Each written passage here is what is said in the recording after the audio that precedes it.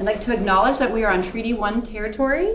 SEDNet's office and Siloam are located on the traditional lands of the Anishinaabe, Innu, Anishinaabe, Dene, and Dakota people and the homeland of the Red River Métis Nation. We acknowledge the complicated history of this place and the people who have always cared for it. SEDNet tries to embody a spirit of learning to become better guests here. And that brings us to this topic today. We're very excited about it.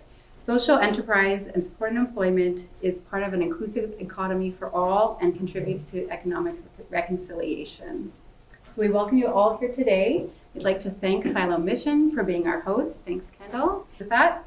And with that, I'll turn over to Matt Rempel. Thank you all for coming. This is going to be an interesting view into what actually happens in social enterprises. It's going to be a great time to interact together.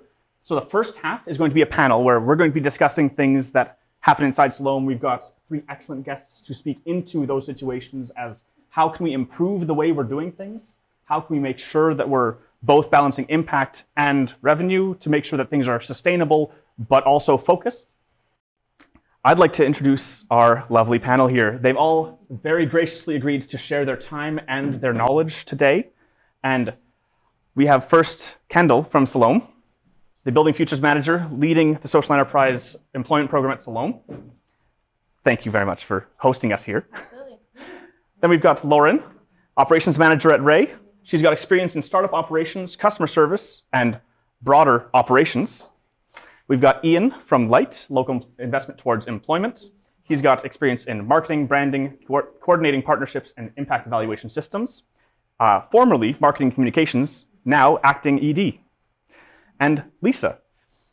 Lisa is the Manager of Business and Social Enterprise Development at Seed Winnipeg. She's got experience in supporting small business owners in market research, sales, forecasting, pricing, cash flow, and more. Thank you for being here, Lisa. So Kendall, I'd like to start with supported employment, because that's a big part of what you do here in the Building Futures program. You've got the laundry, you've got a couple other programs. Could you give a quick 2-sentence description of all the things that are going on? I'll try to keep it to 2. Okay. So we are a social enterprise that operates for the purpose of supportive employment here at Siloam Mission. We employ people who are currently living in the shelter or who have recently moved out. All of our people are receiving services here at Siloam, and we support them every day, be that meals, be that shelter, a hot shower, medical appointments, all these different things, so that they can get back on their feet and be supported to return to a regular job. Like Matt said, we operate a commercial laundry.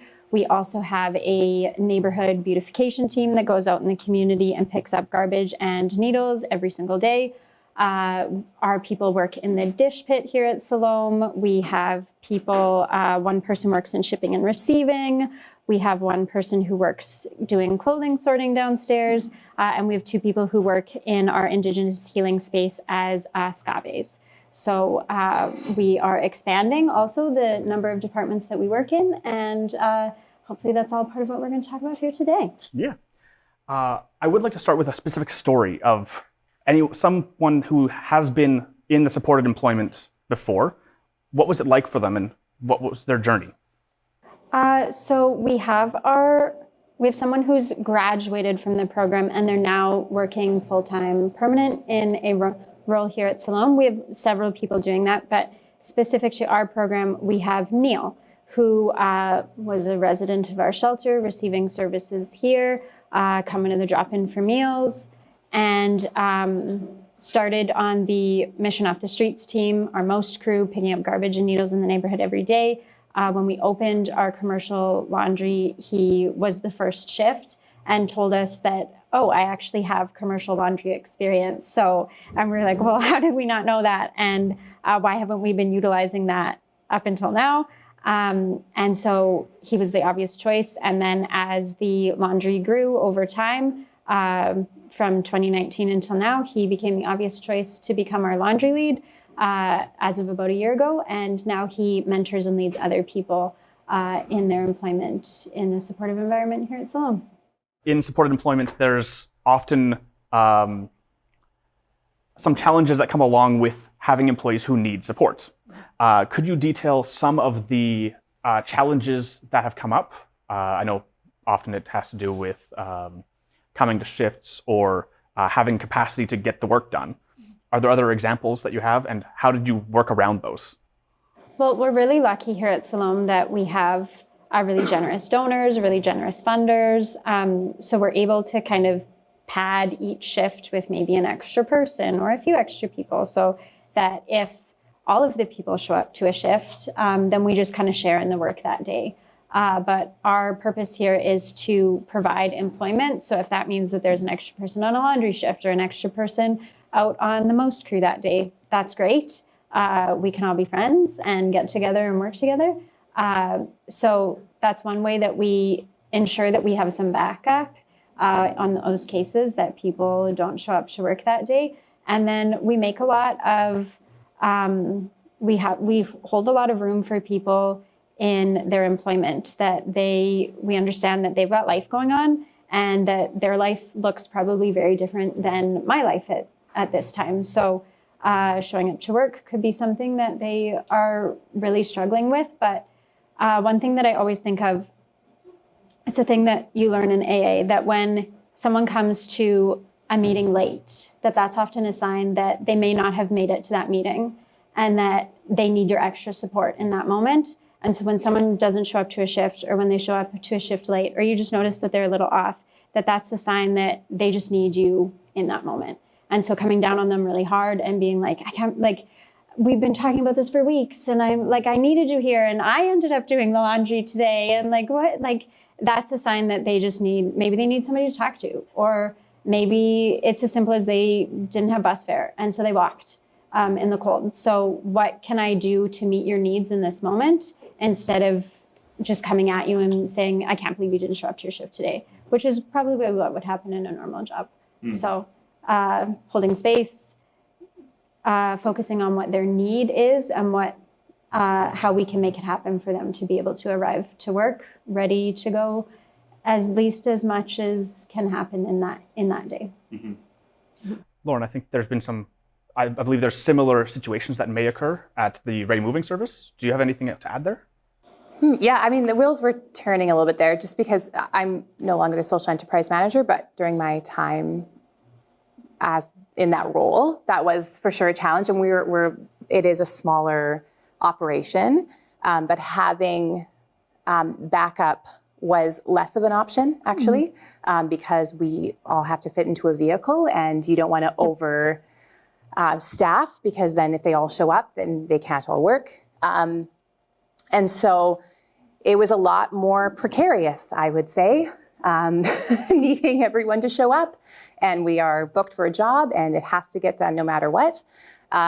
So what would happen is that I think we would vet those entering an employment experience with RayWorks a little bit more, and that they're maybe potentially a little bit further along in their employment readiness. Mm-hmm. And so that would mean, in the case of Ray, which has housing programs and mental health supports and education and training supports, we would make sure that if they didn't have, let's say, secure housing or stable housing, that we were working with housing case managers to make sure they did, or if they were struggling with some mental health at that time, that we're connecting them with someone in mental health, and make sure that they're ultimately no one's in a perfect place, always, or maybe sometimes ever, but they're in hopefully a fairly stable enough point in their life that they can be reliable. And also the hope is that pretty quickly, people generally do an 8-week stint with RayWorks. So then they're, within 8 weeks, ready to go on to future employment in the community. And we're working with our education and training case managers to find them the next employment experience.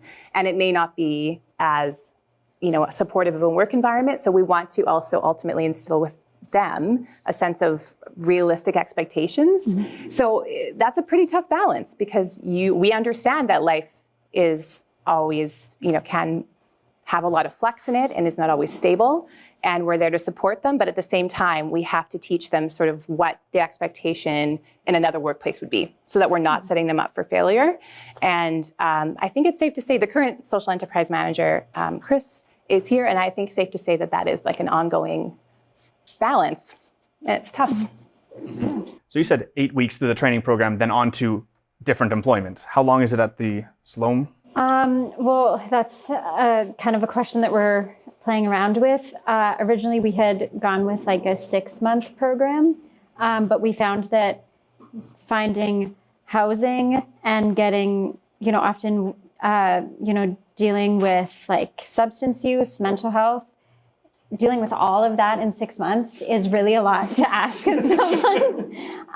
And then also trying to find a job within those 6 months. Those are things that in and of themselves could take 6 months, even just to like be ready to deal with even one of those things. So to be like, you got 6 months to deal with all of that and then you're out. We found it just wasn't enough time. So we've been doing more of like an individualized approach. And just recognizing also that those are big, even one of those changes are big changes. And so to ask someone to do all of those things at once and then find a different job and therefore be totally separated from their support system is going to be really difficult for somebody. So giving them just a little bit more room for that supportive environment to kind of continue. And we're also kind of approaching it from a point of view of maybe like say you get a full-time job, but you could still stay connected to us for like 1 shift a week until you've like spread your wings and fly. More of a gradual transition than a hard line. Yeah. Because we found that people they were scared. It's scary to move on and to know that quite often losing one's employment is what led to someone losing their housing. So when we tell someone, hey, you got to go get a new job, it brings back a lot of those fears we find. So just trying to be kind of a soft place to land, and then being kind of to bring them up to being able to be like, oh yeah, like I want to get a job and get out of here, like, and then it's their idea, right? Which is the ideal kind of transfer of trust that we try to bring about. And it'd be super counterproductive to help somebody through all those transitions after losing their job and then home, just to then in 6 months tell them you're losing your job again. That it feels like it misses the point. Kind of. It also kind of feels reminiscent of like temp agencies, which a lot of our people here work for temp agencies off and on.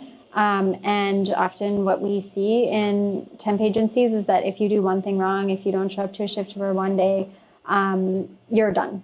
And so it like pulls the rug out from them every single time they lose a 2-week temp job.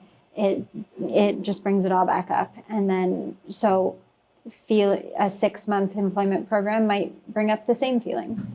And so trying to find a different way to approach it is something that we're kind of rearranging the pieces on at the moment. And Lisa, I believe you also provide support to other organizations that do supportive employment.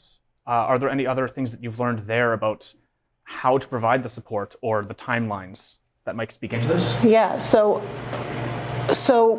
what you said at first, Kendall, is that right away when you started talking about the laundry, you said that your organization believes in supported employment. You're doing it for the people who you serve as part of your nonprofit's mandate. And so whether or not that's true for everybody, like if it could be a social purpose business and not a nonprofit who's trying to do supported employment. And I think that that's where this has to start, is that people have to know it's either embedded in their mission, or everybody has to know. The next thing you said was that, sometimes people are going to come with stuff. And I think that you have to know that if you're doing supported employment, that's it's part of your mandate and it's part of your social purpose, whatever it is, because it's not going to look the same. And it's not going to look the same as a regular for-profit business. You're going to hang on to your employees longer than other people would as you're walking with them. One of the things that I would say is that what I'm finding in helping businesses, nonprofit businesses, social purpose businesses, is that it's really hard, and I'm not too sure to what extent your folks get the other resources here, like if they've already got a job search counselor, if they're already working with someone for Indigenous cultural counseling or whatever. I don't think you can do it without that, whether or not you're doing it internally or you're getting external partners who also drank the Kool-Aid on supported employment. I don't think you can do it without that, because if you come just with, hey, I know laundry. Like, I've got everybody here knows how to do laundry, and everybody knows how to manage a business and market and all that kind of stuff. So if you know how to do the main service of your business, but you don't have any support for your employees, then it's been my experience that it's not going to work that well. You have to figure out how to get it supported within people that you already have, or get partners with organizations with similar viewpoints. And so get somebody else who, let's say, recruit employees who already live in a supportive transitional housing environment, like Ray has, right? Where they've got, so if Ray, with their transitional housing that they've got, if they wanted to recruit workers from there, well, they've got the live-in mentor there who can help to make sure that people get up in the morning and figure out their bus fare and stuff like that, and figure out their budget to last to buy the groceries and stuff like that. So you need that. It has to come from somewhere. And I don't know, I guess, and it doesn't matter if it's a nonprofit or if it's a social purpose, sole proprietor or corporation. Mm-hmm. Ian, I'd like to go to you for a second, because we've been talking about big organizations that have built-in supports. I know in your network, there's a lot of smaller organizations that are doing much smaller jobs. How do they build in supports for their employees when they don't necessarily have all those resources in-house? Yeah, so a lot of the organizations that we work with are really small house, like little teams, women's centers, community organizations. But the work that we do is also a little bit different than what both Ray and Siloam do. We're in sort of manufacturing rather than services. So most of our social enterprise in the last little while has been around creating soups and pancake mixes, food products, which means our goal is not a service delivered, like move thing from place A to place B, or get laundry clean, deliver back to client. It's like delivery on unit count and numbers.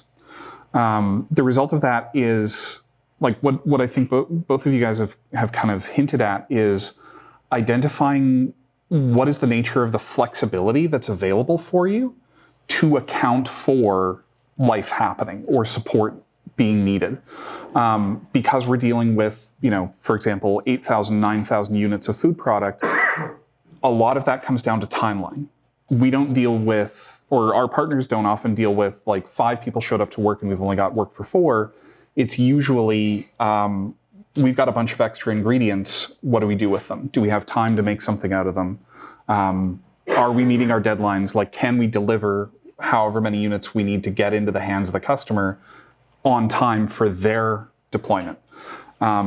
A result of that has just been a lot of planning for, like, we don't take rush jobs, because that's a way that we can use flexibility of time to account for a partner has a bunch of extra people that they need to support, so we can slow down the work or speed up the work. If we've just ordered too much food, we got a good example of this is we got way too many like lentils and spices and other makings for food, and this was a thing that happened this year. The result of that was, like, we just asked our partner, okay, if we can give you a little bit more money to get the labor out so that people can have some extra shifts, because a lot of Light's focus is just getting wages into the pockets of the people that we support. It's all very small, like 3 to 6 hour shifts, job experiences, rather than ongoing employment in most cases. But like it becomes an interesting conversation then when we can phone up the partner and say, hey, I've got a bunch of extra money and you've got a bunch of extra ingredients. Can you just make more soup for us? And they said, yeah, how many do you want? And we just said, yeah, just use up the ingredients you've got. And it ended up being about an extra 100 units of soup, which was great. So now we've got another problem, which is where's the soup going to go? But that's like a better problem to have than, oh no, we're behind. A bunch of people couldn't show up for work. I never want that to happen with any of the orders that we have. So we just don't do short-term stuff. Almost everything we do is planned on the quarter rather than on the month or on the week, because that's how we can use the flexibility that we have in our network to be a support for the people that we work with. A lot of that comes down to just the nature of the people that are employed with us. We don't have people that are ready for employment in a lot of cases. Many of the people that take light jobs just aren't in a life situation where showing up to work for 40 hours a week is possible for them, or maybe ever will be. But we want to find ways that we can create jobs and job experiences for them that like come to them on their terms. And that's usually the goal, and that makes conversations around what has to happen in the business a little bit different. Yeah, and I think that's one way, as an example of saying, as somebody being supplied, a way you can provide support to others that are providing supported employment. There are always ways we can shift the expectations, whether it's the deadline or the number of units being provided. If there's flexibility there, that allows for flexibility elsewhere. And so, like you said, when life happens, there's space for it. Because it will, and it's just identifying the nature of the flexibility that kind of changes how your decision-making runs. We've got a question here from Peter about if there's any examples of supported employment outside of Winnipeg in Manitoba. Do any of you know of any that offhand that are...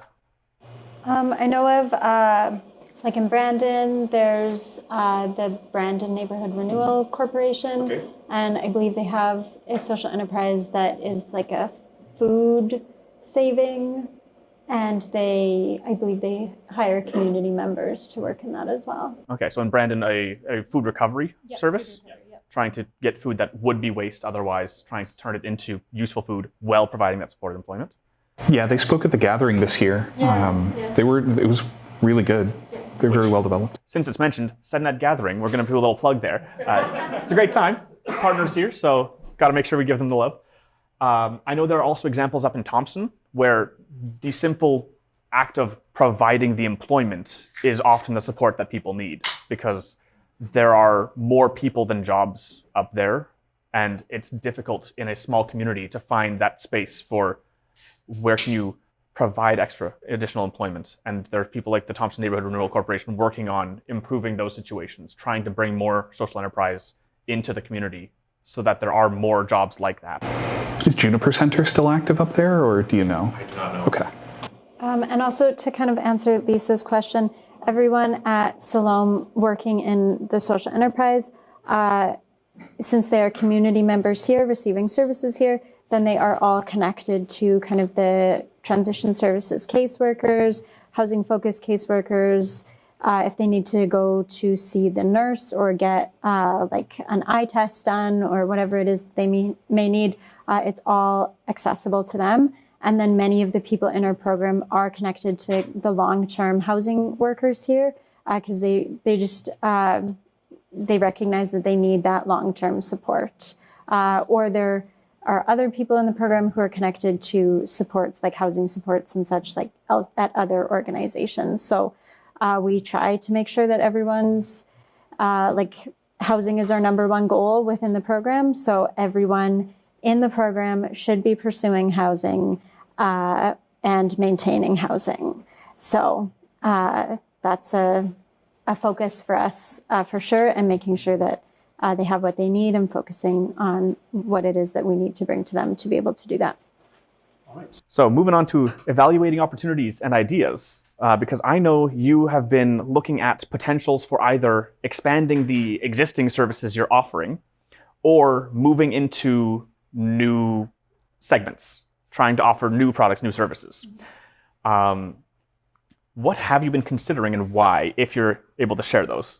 So social enterprise work in general, or companies and employers, different stakeholders seem to be considering partnering with social enterprises a lot more widely, a lot more seriously within the last year or so. So as I came into this job a year ago, we had the social enterprise, the commercial laundry. We had just lost our only customer. And when I asked the guys, what do you think happened? It turned out to just be kind of a funding shortfall on the customer side, that it was COVID money and they were another shelter. And so they got money to do like hygiene practices. And so they employed a commercial laundry to do their shelter laundry. And when I asked the guys, why do you think this is? One of them said, nobody wants to do their laundry with us because they think that we're all junkies. And it like broke my heart. And so like every day after that, I was like coming to work, like, I'm going to find a customer. Someone is out there who will do our laundry. And so Charles and I, who was in the job before me, we had like all these like crazy ideas of how to find a customer. And then we realized, what if we just had a website and people could actually find us? And so we made a webpage on Siloam's website. And now we actually have our own independent website. But we realized just being findable was probably the thing that people needed. And Lindsay's laughing because she did our marketing analysis and was like, yeah, guys. So then shortly after having like a web presence, we had our clinic call us and say, hey, will you do our laundry? We have patient gowns that need to be laundered. And so then from there, Charles and I were like, oh, like we can get customers just by doing what we are already doing.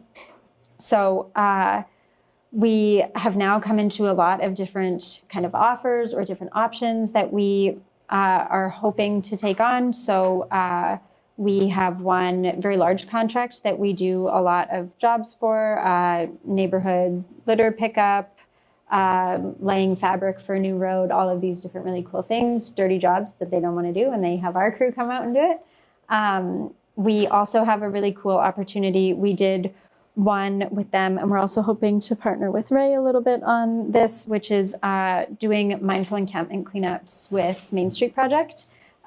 So we, some of the former employees and now current employees at Main Street Project recognize that people living in encampments in Winnipeg, other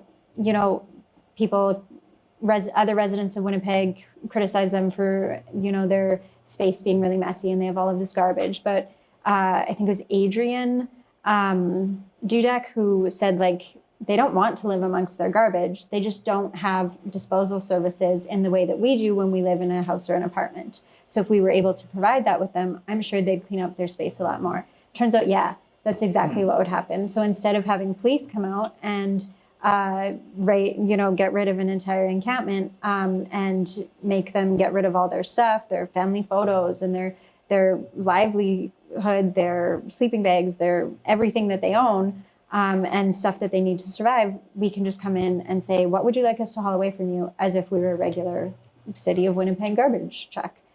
So doing those for the 3 kind of main encampments that are in the area, doing those every other week or so will be something that we're taking on in the summer. So those are some really heavy lifting jobs, and the guys really enjoyed doing it. And we got a great response from the encampment residents as well, that they were like, oh, like you're just here to work with us and not work against us? Yeah, we'll totally partner with you, and we'd love for you to come and get rid of the things that we don't want or need anymore, that we have no other option to dispose of. I want to stall on that one for a second, because that sounds like it's the perfect mesh of everything Siloam wants to be working about. It provides employment to people who are in precarious situations. It helps provide sanitation to people who are currently living in precarious situations.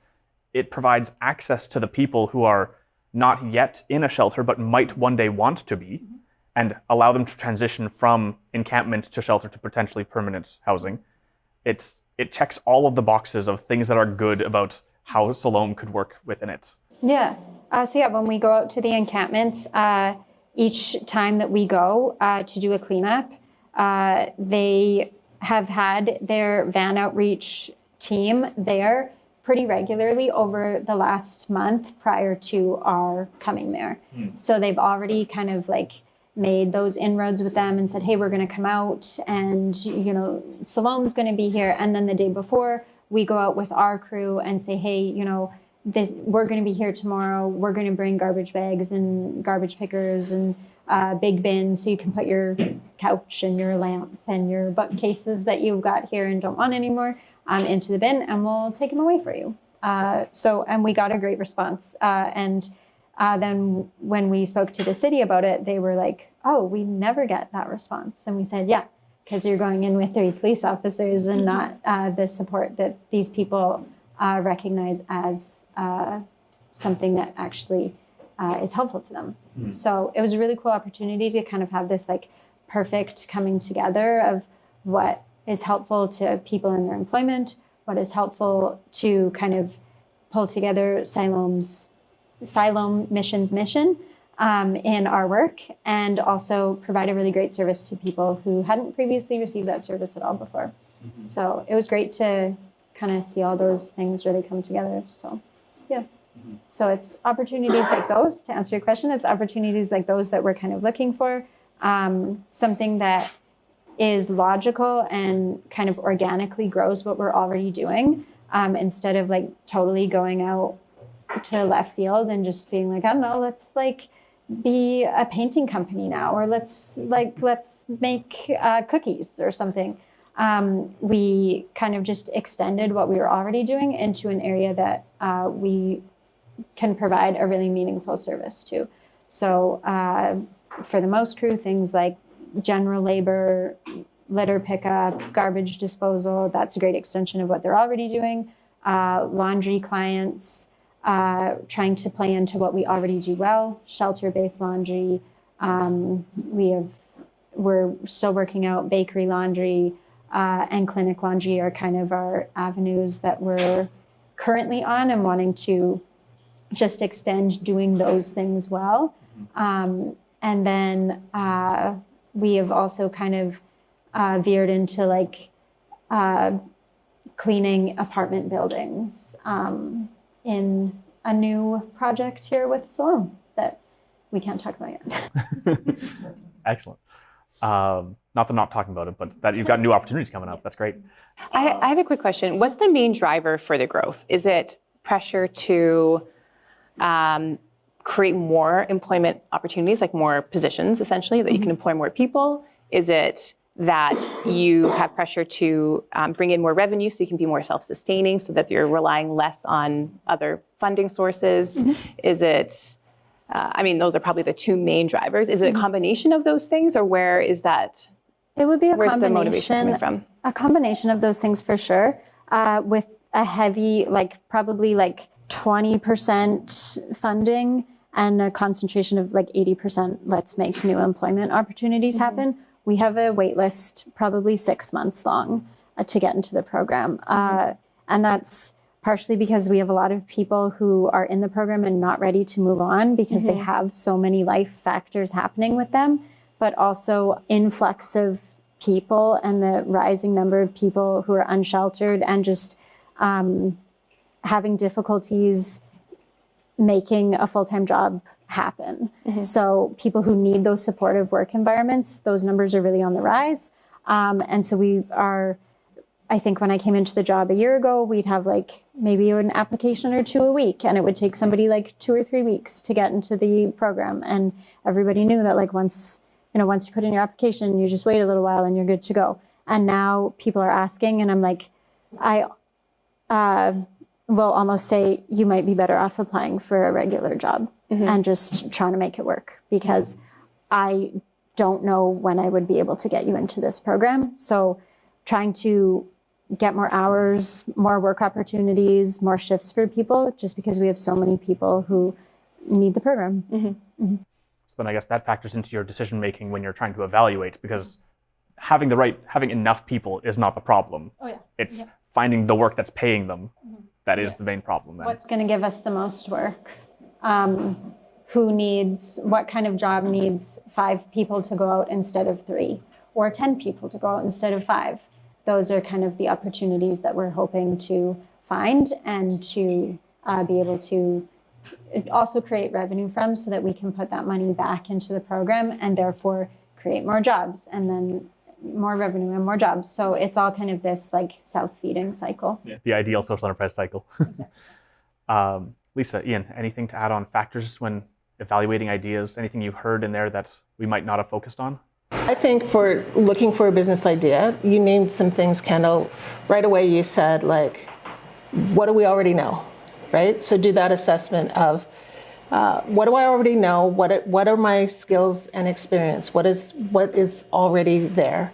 And then the other thing is to like look around you and see what's out there, which is another thing that you did, right? Like look around and see where the wind is blowing, like see, and especially like in our sector, it really is like a flavor of the month for what funders are and when I say funders, mostly I'm thinking of governments.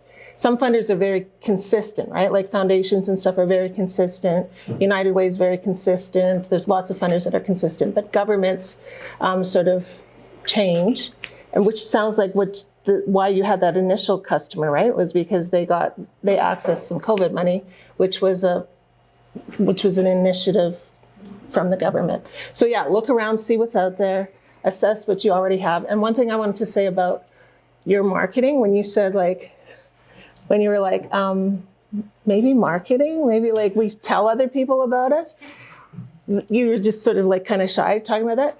I would say that's super common. It's very, very common. I'm constantly talking to clients about, you have to put marketing into your business plan. You have to assign money to do it. You have to assign time to do it, and consider it to be a business expense that goes out throughout not just to make a grand opening when you open, but that it's going to be a consistent expense along the way. And in the years since I've started doing this, marketing is so much easier than it used to be. If you can get some time or money to make up a good Canva schedule, and schedule into all of your social media and have someone do all your captions and your posters for you.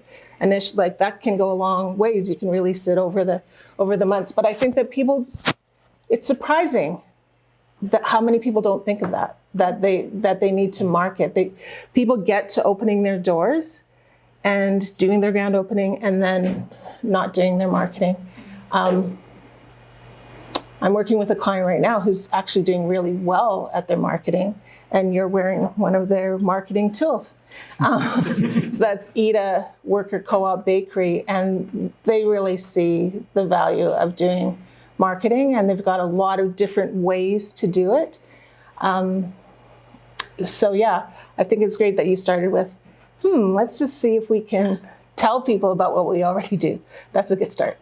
Even like Lindsay did some of our marketing analysis, and then from that, she, all these recommendations were made, and then Maria and Gio are doing their capstone projects with us to be kind of social media interns, and so then last week they came and filmed content and then sent it to me to post, and then I realized I'm not good at marketing, and I posted it wrong on social media, and they had to email me and be like, Kendall, it's wrong.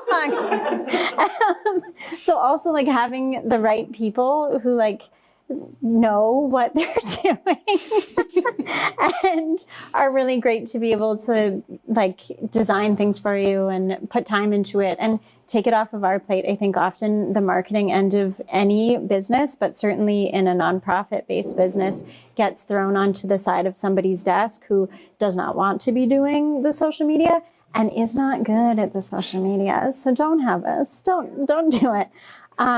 So I think that marketing piece can be really important, and it doesn't have to be complicated. It can be as simple as a web page and having a phone number and an email that they can contact you. Yeah, when I started, there was no way that you had to be a website developer to make, and now you don't have to be.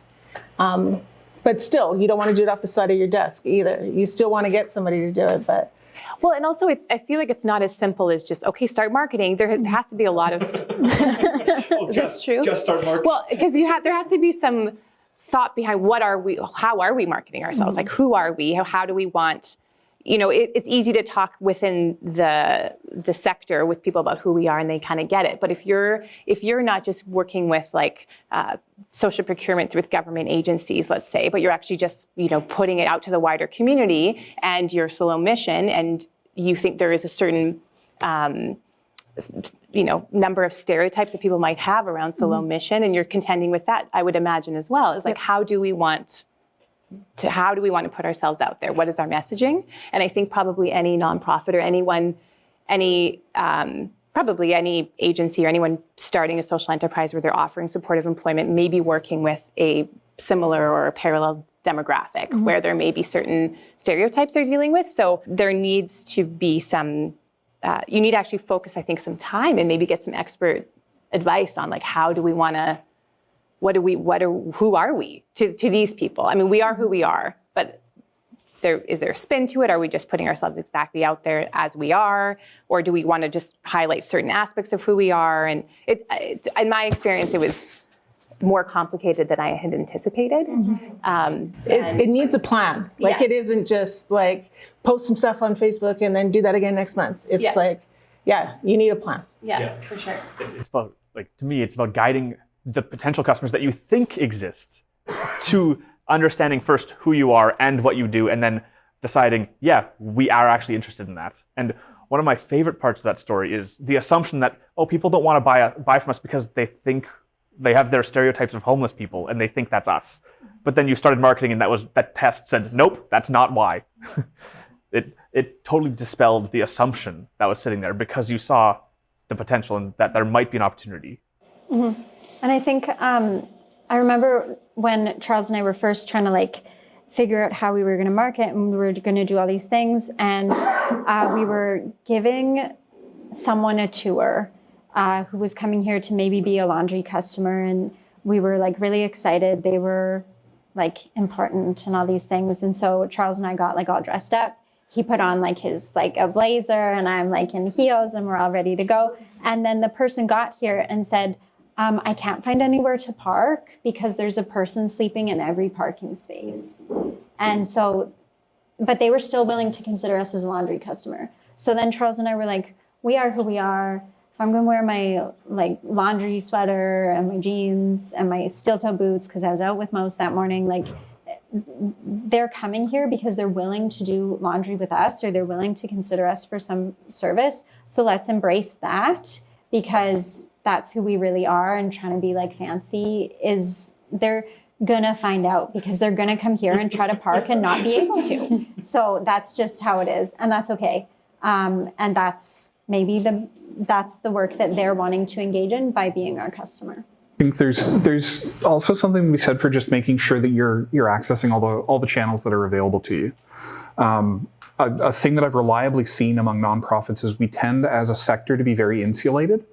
We know that we need to work with government because they are the biggest buyers of everything everywhere all the time. That's like sort of an obvious thing within nonprofits. We know that we can work with each other. That's great. We know we need to work with the public, but like, I don't know of any nonprofit person that's ever been to like a BNI chapter, Business Networking International. Like you have? Yeah, they're huge. They're enormous. Like if you know what BNI is, like welcome to a third of your business forever, because they're huge. So like get into a BNI chapter. Referral is their business. Like who works with the chambers of commerce? Both of them, not just Winnipeg, but Manitoba. Are they resistant to some stuff? Yeah, but like they are enormous and old for a reason, because businesses help other businesses.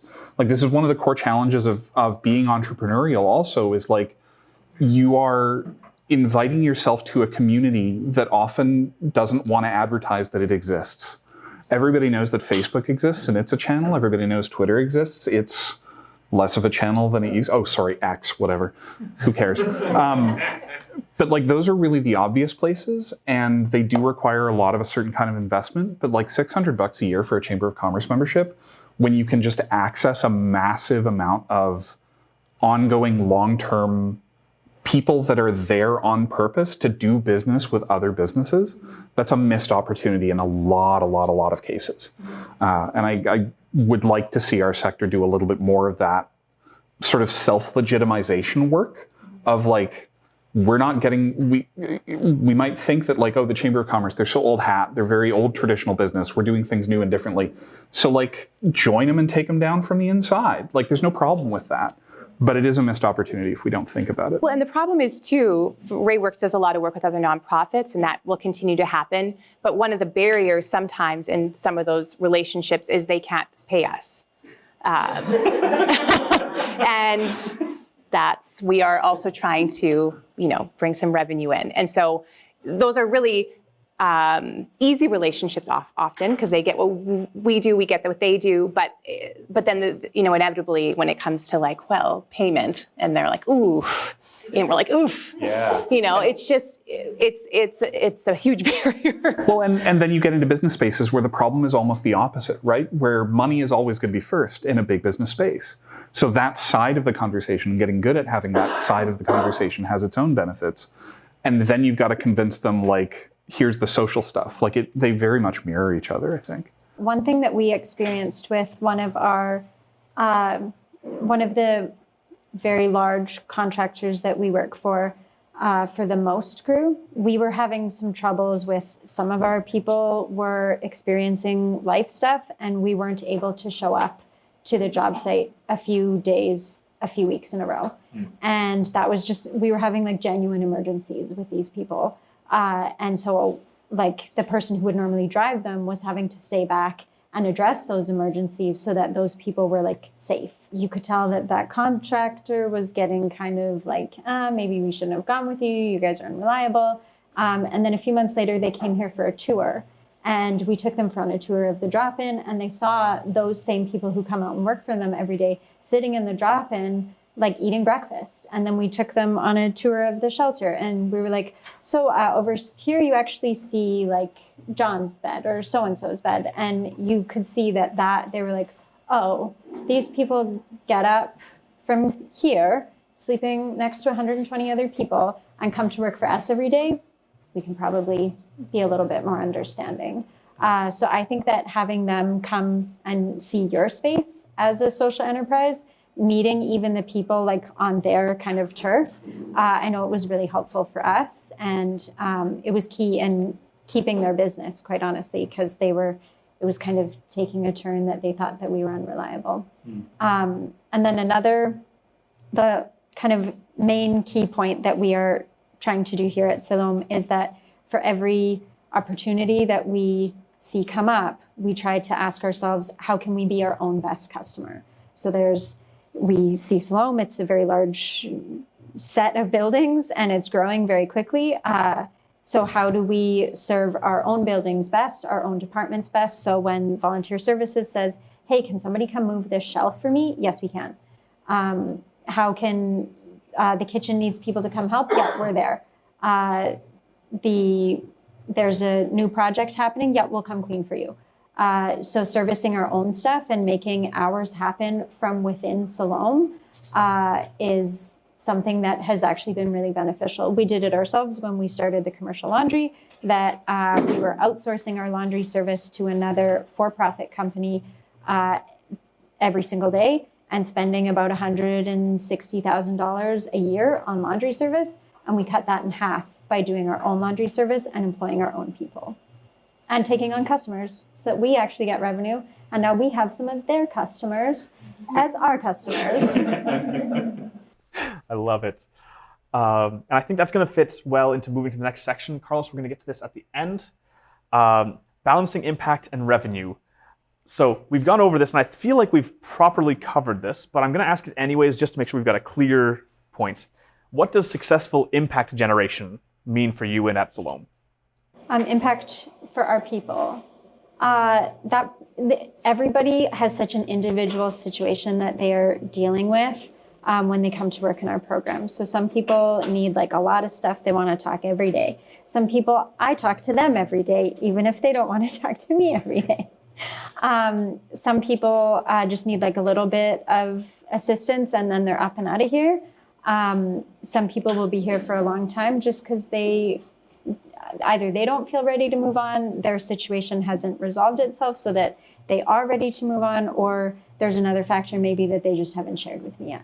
So impact generation would look like housing, safe, adequate, dignified housing, which is difficult to find at an affordable price point within Winnipeg, as we know, and that they feel that they are supported in their employment and spiritually, culturally, emotionally supported as well.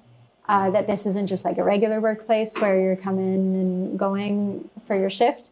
That if that means that I don't answer my email all day and that people have to wait because I've been talking to our people and making sure that everybody's got their selves covered and that they're safe and taken care of, then that's our priority. All right. And then on perhaps not quite the other hand, but what does successful revenue generation mean for you here with Most and Siloam Laundry? We kind of, between like myself and the other social enterprise staff, our first goal is to be able to cover our program costs.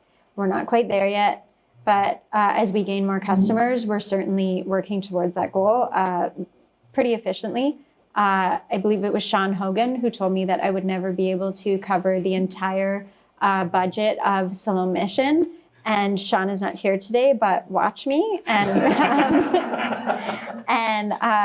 So Siloam has a big budget, but eventually that'll be us. So, but never at the expense of our people. So our people come first, our impact comes first, their well-being comes first. And if we make money doing that, then that's great. Excellent. I want to hear if there's feelings about the same or different down the line. So impact is a really interesting thing. I've spent a lot of time thinking about it this year. One of the biggest challenges is I hate saying this because it's very much the consultant's answer, but it depends, right? So it depends on who you're working with. Siloam has a very, I don't know, I need another word for this because it doesn't feel fair. It's sort of a captured market. I don't want to say it that way, but I don't know another term for it. Like, you know who you're working with day in, day out, right? They're long-term jobs. For somebody like Light, like, we work with about 20 different community organizations, and we've been around for 30 years. We didn't really know what impact we had until about 4 years ago. And a lot of that was because we just kind of had to guess. Like, we talk to our partners whenever we do a grant. We talk to participants to get testimonials, because those are often really the biggest way to connect with donors, is testimonials and lived experience. And it's really important to recognize, like, the people behind the impact that you're having, because it's surprisingly easy to boil impact down to numbers, like count of jobs that we created, number of full-time equivalencies, shifts worked within a year, revenue generated. Like, that's the easy side of things. It's often a lot harder to balance out, like, what kind of social value are we actually creating for these people? You know, are we helping them buy groceries when otherwise they would have a week where they just, you know, had to pick between eating and paying rent? Because that's a really hard question. There's that side of things that we want to understand, but the balancing act on that is you don't want to, like, make narrating lived experience a requirement for the respect of having paid work. And that's something that we kind of struggled with for a little while. Now, we came to a compromise by spending a lot of time with our partners to develop a set of surveys that we use for the partner organizations and for the individual participants that are fully anonymizable. Like, they contain no personal information, but also demonstrate the priorities of the community that's being represented by the people that we're working with. And the outcome of that is we started doing those surveys in 2019. And at the time, like, we'd ask people to rank their needs, or like, what was this helping them to do? And the biggest priority in 2019 was, I need to save up for, like, getting a resume written professionally, or for a security deposit for an apartment. What we'd call, like, life growth goals were very important in 2019. Guess what happened in 2020? And then in 2021? And like what we're seeing now is nobody cares about security deposits. People just need to eat. So like in 2019, we were helping people advance in their lives out of a situation that they felt trapped in. And now we're just helping them tread water. And that's the best that we can do. But we're like trying to expand and get past that. It's going to take a lot of work to do that. But the only reason that we know that is because we started this practice of ongoing surveying and wanted to make sure that we weren't being invasive with that. So I don't know, impact measurement is really sort of tricky, and it's not in a good state in a lot of organizations. Yeah, I think you also have a unique perspective being almost a network organization that works with a bunch of partners that are each collecting that data for you. You're working with a much broader data set than one organization might. Yeah, and that's again sort of the point of testimonials. Like we're very sort of wide and shallow. We're a shallow ocean with the work that we do. It's like 600, 700 job experiences every year. That doesn't necessarily mean that we're like changing the lives of 600, 700 Winnipeggers, unfortunately. But there's that as opposed to somebody like Ray or Siloam, who works very much in depth with a smaller amount of people for a lot longer of a period. So the nature of the stories change at that point. For us, it's beneficial to go back to the numbers and develop ways to represent aggregate experiences, like kind of the way that like web analytics does with you know, millions of people go to Facebook every day. What do they want? Well, you can't really say that on an individual level. It's better to say it on an aggregate level. So that's what we went with. When we have more involvement with people, when we're doing longer term projects, then we'll go back to the human and personal stories, because those tend to be more impactful when you've got that kind of involvement with people. I want to touch on stories for a second, because if we're talking about balancing impact and revenue, we have to acknowledge that making impact is first hard, and second costs resources. So what are some stories of when those two big priorities come into conflict or make it challenging? When the goal of revenue generation and the goal of making a social impact clash? Yeah, when it's hard to do both at the same time. Being part of a nonprofit structure, in my somewhat narrow experience, but there's, in the nonprofit world, when the idea of a social enterprise comes up, it's seen by, I think, some folks in some situations as being this potential cash cow. And because there's stories of very profitable social enterprises, and that certainly exists. But in the reality is it's a small business that's starting from the ground up, and that is not actually generating revenue right away. In fact, it probably could be draining from the organization. And so I think like there's still, if you're on the ground doing the work with offering supportive work placements, you can see the impact it's having, but then you're simultaneously hearing a lot of other questions or trying to motivate you to make as much money as quickly as possible. And often, and again, in the nonprofit structure, there isn't a lot of cash flow in to grow or capital investment, that sort of thing, for obvious reasons. And those are directly conflicting with each other. And if you're offering supportive work placement, that just inherently is more expensive, because like when you talked about in a shift where you might need two, probably best to schedule four. Yeah. And if four come, you're paying 4 people, but you're only getting generation to maybe cover the wages for 2 people, potentially. Mm-hmm. Or maybe all of the potential profits now going to just paying people. So, they're just inherently, and maybe that's when Sean's talking about good luck. I think it's just the wages required to provide enough labor on a shift or to provide a service or a product so that you can actually make sure you're getting it done so that the customer is getting what they want, so you can retain their patronage. And I think that's in my experience, the challenge is there are sometimes directly conflicting goals. Do you want to have this sort of impact when offer supportive and placement? Where is the money? And then, So Lauren, when you're in the middle of that, when there's not a solution yet, but you're in the middle of trying to figure it out, how does that feel? Like, what is the day-to-day when you're working through those problems? Frustrating, and like you're doing a dance, and kind of like you're not making anyone happy sometimes. Yeah. I think truthfully that's how it feels at times.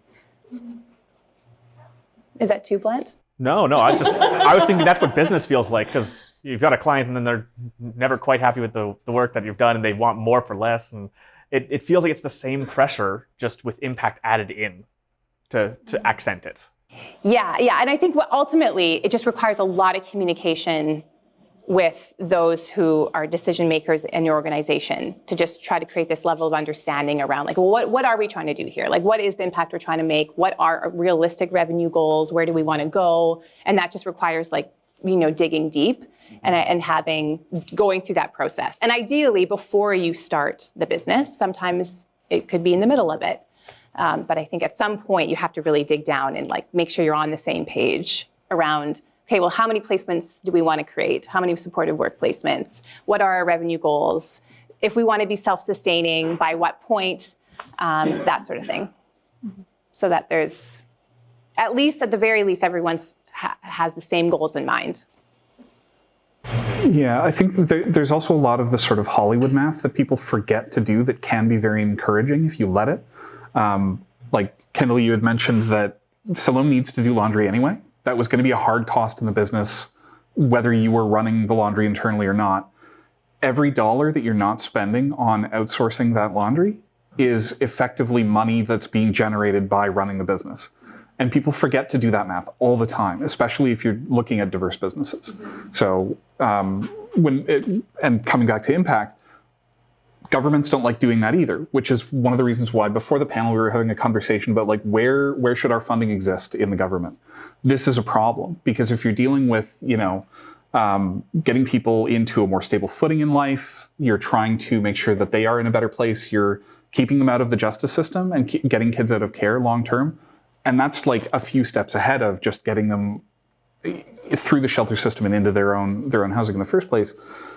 Governments know very well exactly what that costs them. Every kid that comes out of care is a savings for the government, but it's in the wrong pocket, which makes it hard for them to do the math. But they know. So like, should we be having more conversations around that wrong pocket savings problem? Because I think that would also go a long way to demonstrating exactly what kind of total impact there actually is. It's easy to see like, oh, this person was able to buy some groceries. That's a certain amount of dollars that they were able to spend. That's very immediate, but like, oh, they're also feeding their kid now who they got out of care. Like what's the social good of that?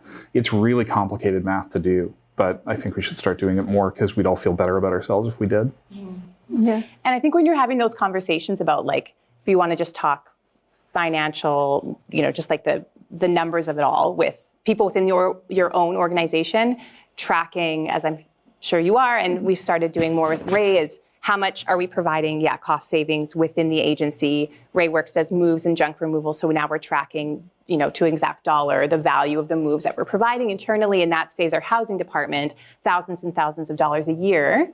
And so when you're having that conversations of like, why do we exist? Like, why are we here? What are we doing? That's part of it, is just, well, we are partially also saving our own agency this many dollars every year.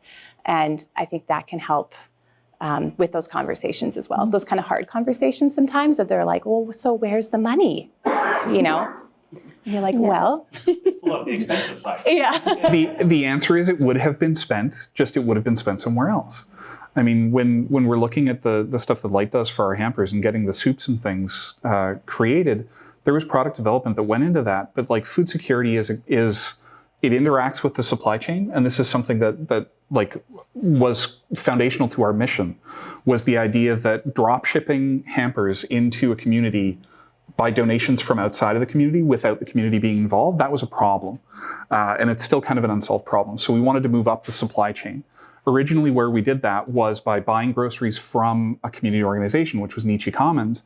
They're not here now, so what do? We can go back to buying groceries from outside the community, or we can have the community make groceries for itself and move all the way up the supply chain towards creation instead of going back into dropshipping. So finding an expense that the organization is already incurring and saying, okay, is this something that we could do as a social enterprise?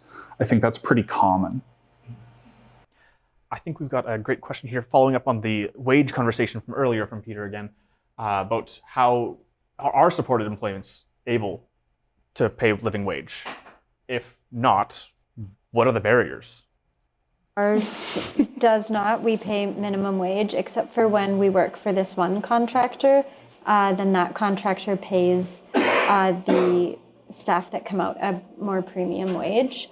But we pay minimum wage to be able to maximize the number of people who we can employ. If I paid everyone, the market rate of like junk removal or dishwasher, laundry staff, shipping and receiving, certainly I wouldn't be able to pay I wouldn't be able to really even have half of who I have in the program at the moment. I would love to be able to if there's contractors out there who would be willing to pay that, because they already pay.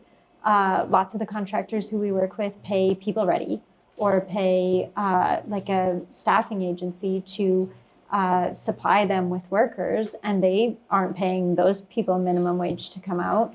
But when they approach us, they want to pay us minimum wage. So it's also kind of coming back at them and saying, I know what you're paying people ready. I know what you're paying, whoever else. This is our quote, and you can pay us the same. Which is also something that Lindsay told us to do, was to not undervalue ourselves just because we're a social enterprise. We do the same work that everyone else does, so we should pay the same wage. Well, apparently, Lindsay, I've got to get you on next time.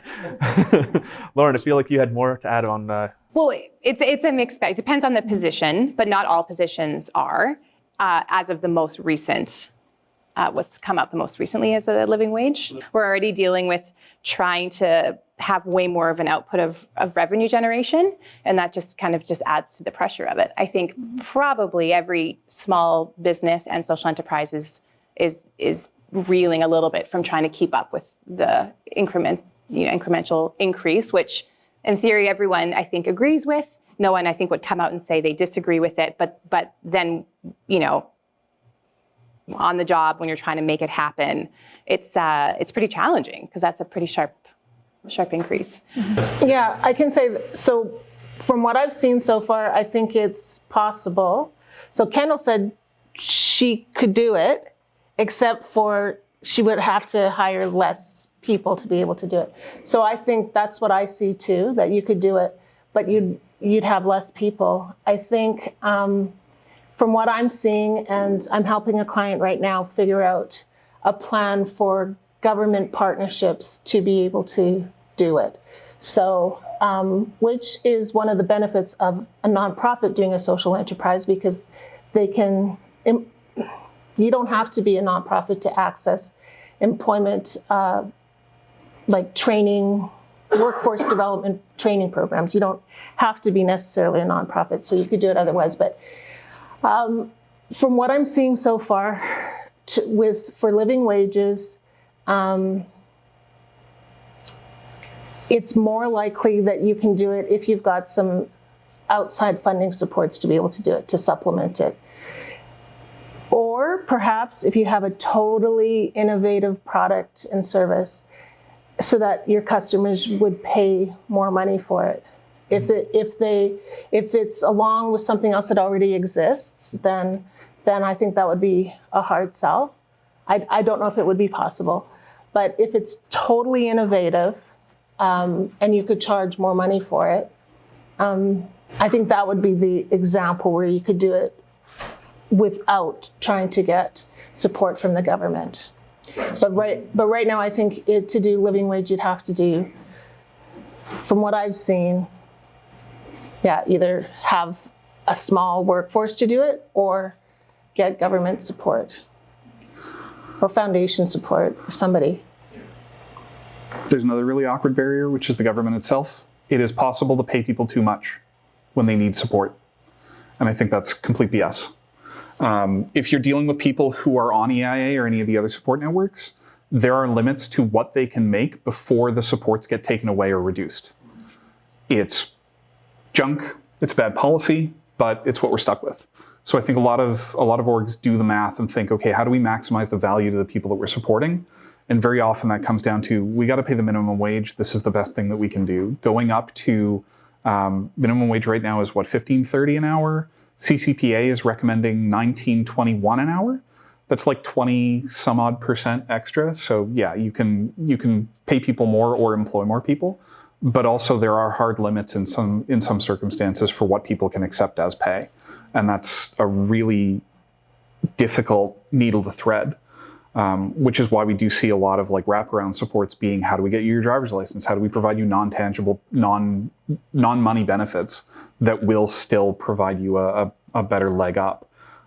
Doing those wraparound supports has a surprisingly high value that doesn't really come down to living wage calculations or not. And I think that you would take into account some of those things and count them as living wage. So for instance, most like retail or food service jobs wouldn't give you sick days, right? So if you count that you're going to give your workers sick days, then that counts into, giving different kinds of benefits. Yeah. There's different things that would contribute to it. That doesn't necessarily have to be straight out monetary. The EIA is something that's a huge barrier for people in our program. It's crazy. It's $200, right? It's $200 that you can earn each month. And if you go over that, then they start taking, they kind of claw it back like dollar for dollar. So if you make $205, then they take $5 off of your EIA that month. And then after a certain And like point, a little slap on the wrist as well. Absolutely. And then after a certain point, they say, well, it seems like you just don't need EIA anymore. And they give you the boot. And that means that you also lose your rent assist. And now they're not paying your rent anymore. You lose your eye care. Oh, yeah. Everything. Yeah. Yeah. Your prescription, like everything that you need. So they... and they don't give you a lot of warning either. You go in one day and they just say, oh, you're not a client here anymore. And you say, what do you mean? Did you not pay my rent this month? And they say, no, we didn't actually. Sorry about that. Bye. Also, so that everybody knows, if anyone on Manitoba disability, long-term disability, if they have a lifelong disability, you can qualify to actually earn up to $1,000 a month. And you also make more within your EIA check. You can get your phone paid for, stuff like that. So if you tell your friends that's a new program that started as well. So recognizing that what they were providing people before wasn't enough. But that's something that we see a lot, is that a lot of people are saying, well, I'm not able to make it into a job full time because I cannot, like, my life is happening to me and I can't show up to work every day, but I also don't make enough on EIA to only receive that assistance. So I try to supplement with a few shifts in our program each week, but then EIA kicks me off, and now life keeps happening to me and I can't make it to work, and now I have no income at all. And now they're in this really, really tight spot and that means that they're not getting out of the shelter. They're not buying food. They're not figuring and resolving whatever is happening in their life at all. So government does not make it easy to work with them. And for perspective, that $200, like at $15 an hour, that's about 15 hours a month that somebody can work at minimum wage. Like, that's a half of 1 week. That's 1/8 of what most of us work if we've got full-time jobs. That is not a lot of work, as well as not being a lot of wages. So then you got to accommodate for that stuff when you're building these jobs. I think that's a good place to end this section, because I feel like we've covered some really interesting, difficult moments, difficult topics. So we've got the question from Laura, which I think is going to be a little different because two of you are already part of larger nonprofits, which change this equation. But has it been challenging to attract funding to support ongoing operations of the social enterprises? If so, how have you overcome that? No, it has not been challenging. But we're really lucky that being a part of Siloam Mission, actually Siloam Mission, 90% of our funding comes through private donations. And the last 10% comes through like government and foundation funding, which means that we are very flexible in what we can do with our funding. And then we are very flexible in the outcomes that we can present to our donors and funders. So the stories that we can tell from our social enterprise are like endless. And so we can send a newsletter to them each month that says, like, we wrote a letter to the court and we kept someone out of jail. And because Siloam makes it possible for us to have that time to be able to do those things with people. So to attract funding, right now we're trying it's to attract funding to grow more. We built and have kind of maximized what we can do with the equipment and resources that we have. And now we are needing to purchase more equipment to be able to take on more work. So looking for donors who would be able to support that is kind of where we're at the moment. So finding the right donor. We also have an entire donor care department. I'm not the best person to talk about the challenges of that because Siloam we're just exceptionally lucky in our funding.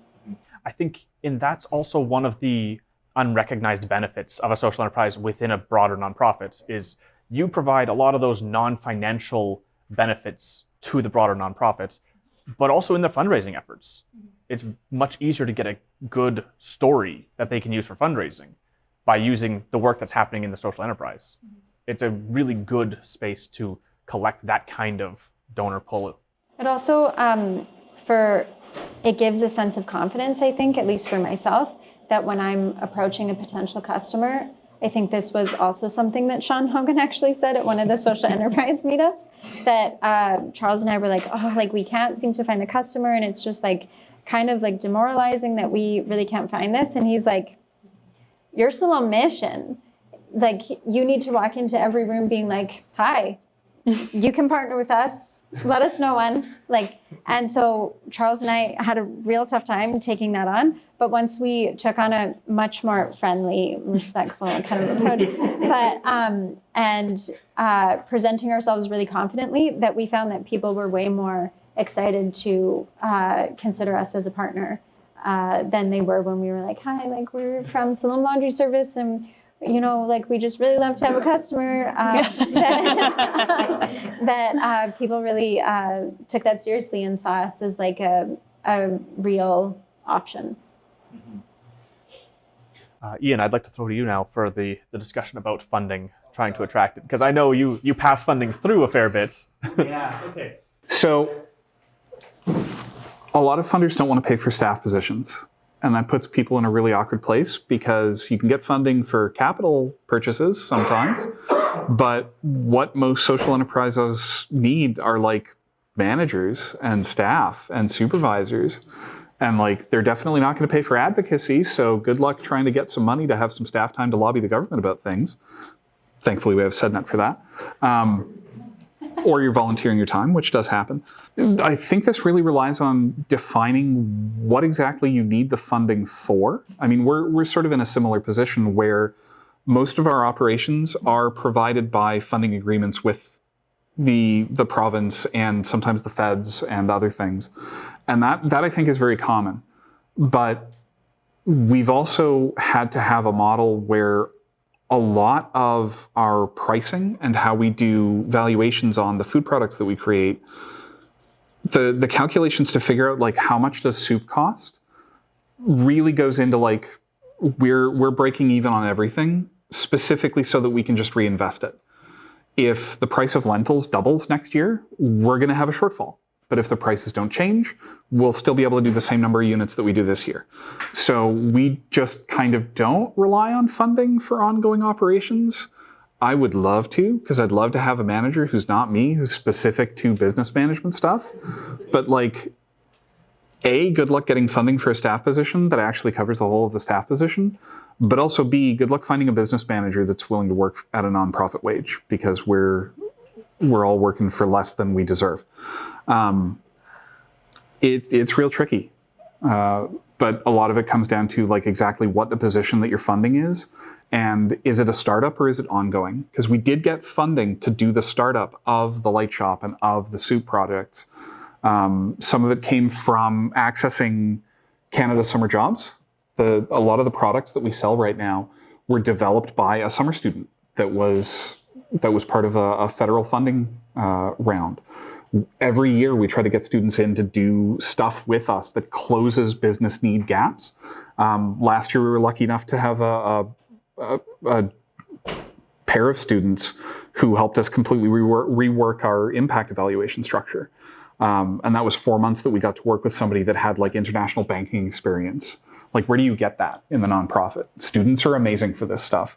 And the government funds a lot of student positions. And kind of all you have to tell them is, here's the work that we want the student to do for a period. So you do have to be a little bit more inventive in what you want to accomplish and be willing to set highly specific goals for projects when you're looking for funding for this kind of stuff. So we used to have, in Manitoba, we used to have an incredibly robust co-op sector here. We used to have social enterprise funding. We don't have that anymore from Manitoba. It mostly went out with a conservative government. And the federal government has picked it up on a sort of project-based funding. So currently, right now, and you can remember this when you're doing meetings with your MLA or your MP, we need to have social enterprise funding. We need to have co-op development funding. We used to have it and we don't anymore. There isn't anybody, I was talking about it before coming here, I can't think really of anybody who is doing, who is just a straight up social enterprise developer or co-op developer working for, unless if you're doing that, if you need to have somebody like that, you have to figure out the funding to pay for it, because there's almost exclusively, there's just private consultants. And so we don't have a lot of funding, but it's a really rich sector. And I think that we have a place that we can work as groups, as people who want to work in this sector. I know there's a lot of students here, people who are working for social enterprises right now.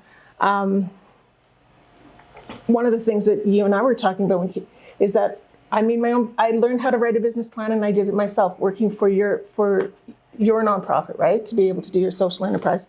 I think there's not a lot of organizations that can do that. So for instance, Seed Winnipeg, we used to have 2 or 3 co-op and social enterprise developers working on staff. The Manitoba government, I don't think there's anyone now who's working in co-op development anymore. They don't have any business consultants that you can go to. The World Trade Center Winnipeg has some ad hoc business consultants that you can talk to. But in terms of talking to somebody and then to help you get funding, the only place that I've been able to advise people to get money from lately is when the IRP grants were out, the Investment Readiness Program grants, when those were out. And then there's just stuff that comes up. If you're a co-op right now, by the end of March, you can apply for the $20,000 cooperators insurance grant. There's just stuff that comes up. The government of Manitoba has, they have different kinds of things that come up. You just have to watch out for grants, really. And that's, in my time, we've seen a lot of things happen in this province with social enterprise and co-op development that have made our province really rich. We're still benefiting from them, but that's only because they're very established, and they got established when the government was willing to support them in multiple different ways. So, we have tons of co-op housing, for instance. That was all started in the 70s when we had co-op developers. We have had social enterprise. For instance, Seed Winnipeg has worked with a number of social enterprises to help them get started, and they're doing well now. But there's going to be this range of time between the last year or two and the coming up 4 or 5 years, there's going to be not very many social enterprises started. Seed helped Peg City Co-op get started. Let me think of some other ones. Seed is part owner of Diversity Food Services, which is the food services for University of Winnipeg and some other restaurants. Again, those were all supported when we had the money to be able to support things like that. Right now, you're not going to be able to see 15 years from now, there's going to be a minimum of a 5-year period of where nothing got started in Manitoba. And so there won't be these long-term established places. And that's what I see anyway. Maybe I'm just like not seeing everything that there is, but I don't see places you can get it, but it's not easy. Jubilee funds stuff, you can get financing from small business financing programs at Canada Small Business Finance, from banking institutions. Jubilee Fund, yeah. And then there's some good tax credit programs if you're able to get equity financing. To add on to that one, there's also the community investment tax credits. Yes. So from the government of Manitoba is an option if you are an organization that has the ability to offer shares and find the people to raise the money. To wrap up our discussion, and I'm going to try to say, we'll limit this to 1 minute responses.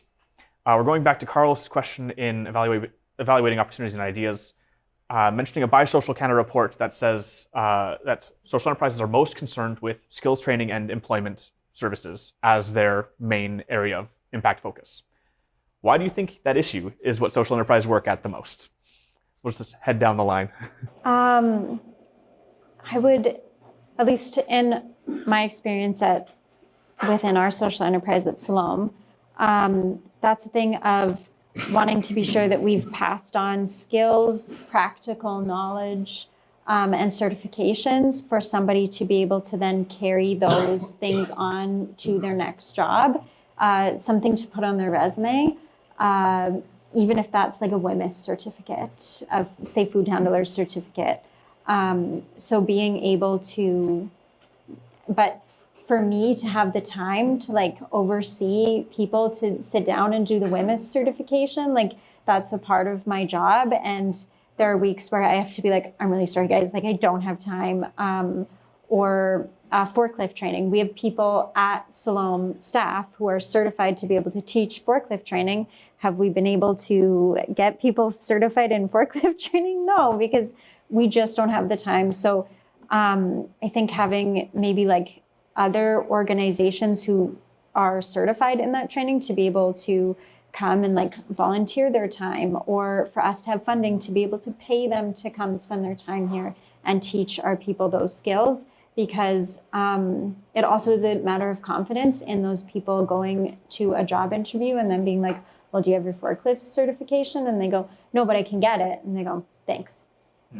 So making sure that they have those things that they can say, yeah, I do have that, and I'm ready to work, I think would be really important in building that confidence for them to be able to move on in their employment. Okay, Lauren, why do you think that social enterprises work primarily on, or at least a major portion is on employment training? I mean, I personally can't speak to it super broadly, but in the case, again, of Ray, I think it's because we're just meeting the need that exists within our own organization, and they have a lot of young people. Some, people are in various different stages of change. Some are at the point where they're kind of ready for employment, or at least the pre-employment stage. And so just meeting them, Ray's whole mission is just meeting people where they're at.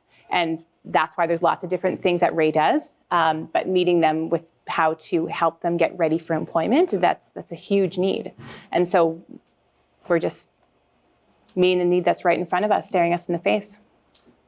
Yeah. Yeah, basically that's it. A lot of it comes down to just what are the stated missions of the organizations that are doing the social enterprise. Almost every time it's going to be about serving people. So what are you doing if you're investing in people? You're helping build their skills, get them out of bad situations, doing that supporting stuff. Even if they're making products, like there's a few, not just Light, but like there are a few other organizations that we work with. A good example is the Canadian Muslim Women's Institute does the Cutting Edge, which is a training program for textiles manufacturing, because that's kind of a huge deal. They make products, but the products aren't what needs the driver's license, right? Like the jacket itself doesn't really need much once it's made. So where is the investment going to have its biggest benefit? It's always in the people every single time. So just building skills is kind of it's not easy work, but it is the easiest answer in almost every place. Yeah, I think that what people think helps people the most, the easiest connection people make is that if you don't have enough money, you get a job. And so if you're a job provider or you're a training provider that can directly get a job, people think that that's what it takes. And I think it's interesting we started off talking about supported employment because we find that it doesn't just go to that. It has to have supports depending on who it is that you're working with. The people who need, if you really want to address poverty, then the people that you need to work with aren't people who just getting a job is the answer, or just putting them in a forklift training program and then, okay, so we took care of you.